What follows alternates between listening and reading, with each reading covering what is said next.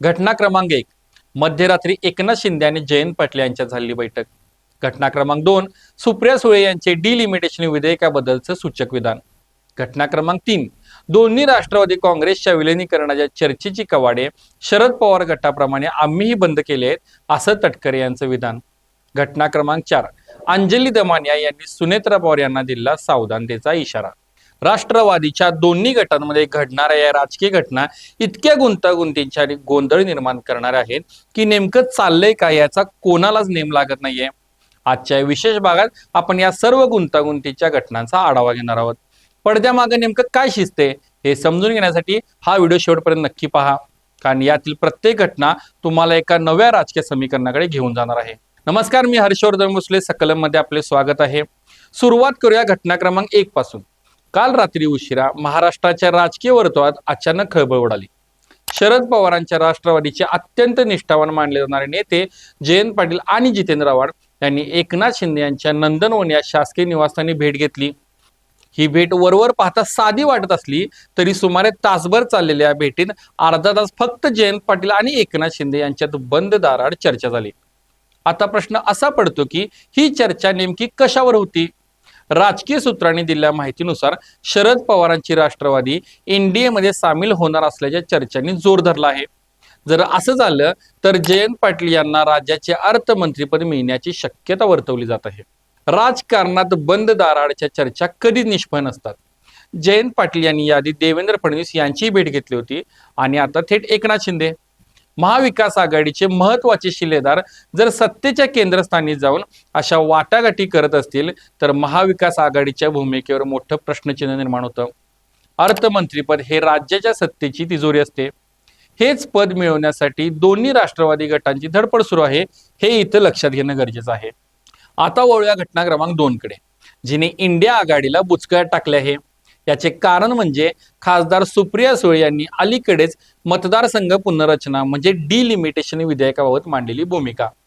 केंद्रीय गृहमंत्री अमित शहा यांनी सर्व राज्यात लोकसभेच्या जागांमध्ये सरसकट 50% वाढ करण्याचा प्रस्ताव मांडला आहे.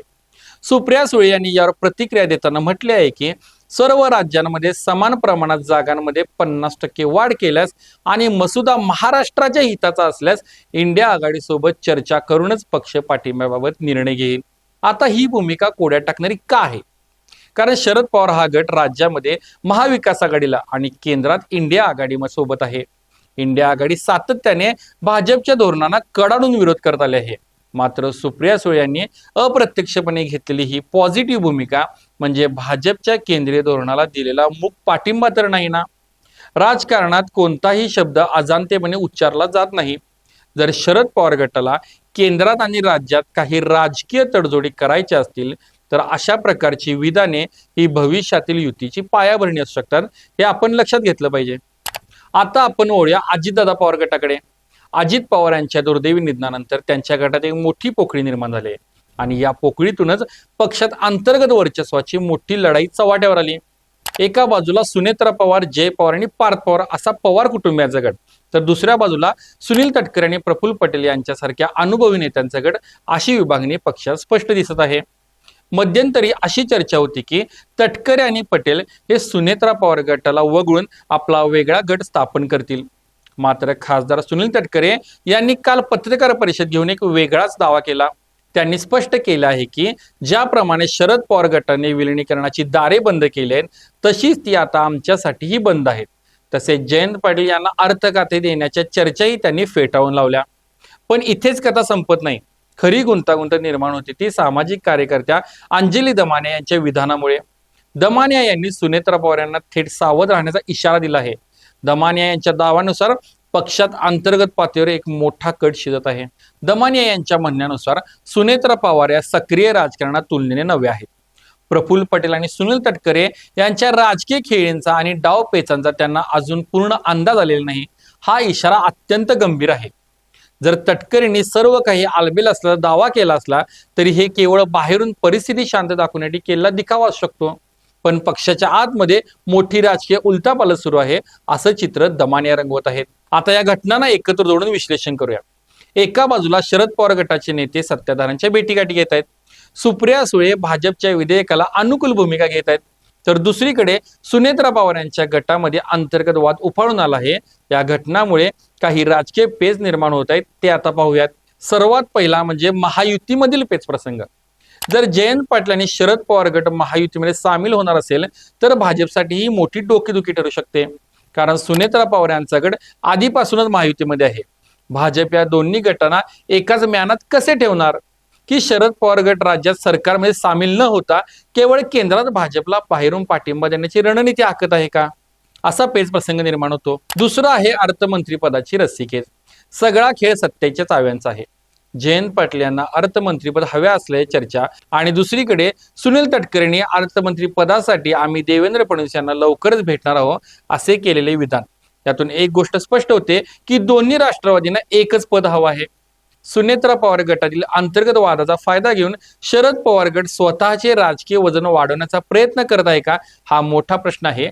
आणि म्हणूनच जयंत पाटील यांच्या एनडीए प्रमुखासोबतच्या भेटीगाडी वाढल्या आहेत अशी शंका येते. तिसरी आणि महत्वाची गोष्ट म्हणजे दिल्लीचे राजकारण. राजकीय जाणकारांच्या मते हे सर्व वरवरचे खेळ आहेत. या सर्वाच्या मुळाशी एक वेगळंच आणि मोठं कारण आहे, ते म्हणजे केंद्रातील मतदारसंघ पुनर्रचना सारख्या विधेयकांना मंजुरी मिळवणं. जोपर्यंत दिल्लीतून भाजप हायकमांड यावर काही ठाम निर्णय घेत नाही तोपर्यंत महाराष्ट्रात ही राजकीय साठमारी अशीच सुरू राहणार. शेवटी एक गोष्ट नक्की सांगता येईल, महाराष्ट्राच्या राजकारणात सध्या जो काही गोंधळ सुरू आहे त्यावर लवकरात लवकर कोणताही तोडगा निघेल असं वाटत नाही. हे गोंगडं असंच भिजत राहणार असं दिसते.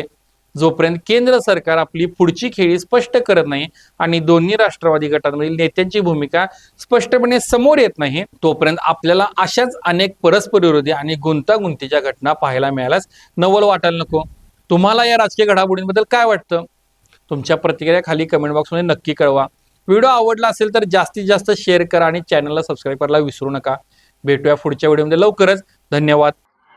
बाबा खूप बोर होतंय, काहीतरी नवीन फ्रेश ऑर्डर करा ना. माझ्याकडे एक सरप्राईज आहे. गोकुळचा आस्वाद परंपरेचा गोकुळ आईस्क्रीम सोबती प्रत्येक क्षणाचा गोकुळ आईस्क्रीम.